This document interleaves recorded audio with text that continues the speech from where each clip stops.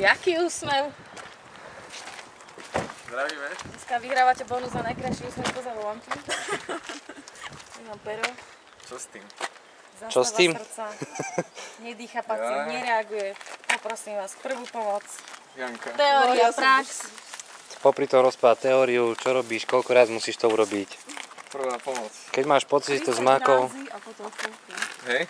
keď máš pocit, že to zmákol, sa až do auta ideš ďalej. Ale treba tomu seriózne prístupovať. Či počkaj, ako? Najprv len, no ne? Do toho? No,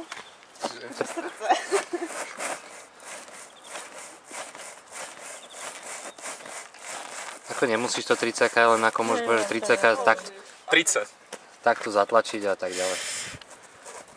Dvakrát, že? Dvakrát.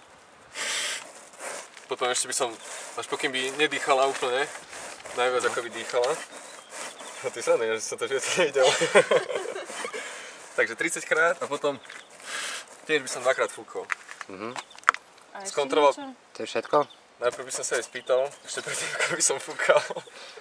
Že či Tak nedýcha. zvyčajne človek, čo sa zobudí po bezvedomí, sa mu nechce rozprávať, no ale pýtať sa môžeš. Tak potom by som mu povedal, nech si sadne, najlepšie by som asi pomohol.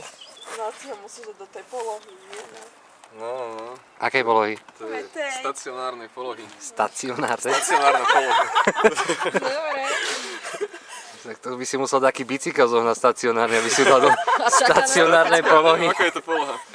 Preložíš jej tú ruku. Tak keď si mu dá takto Veď správu. tak ja to tiež nepamätám. Dáko a potom ju preložíš Ako na treba k tú tomu stranu. pristupovať vážne, akože No vedia Áno, veď takto. Seriózne strhávam, mám všetky body, zatiaľ to vyzerá veľmi zle. Fakt? No tak, ja neviem. No zavoláme babke, čo sa stalo, či?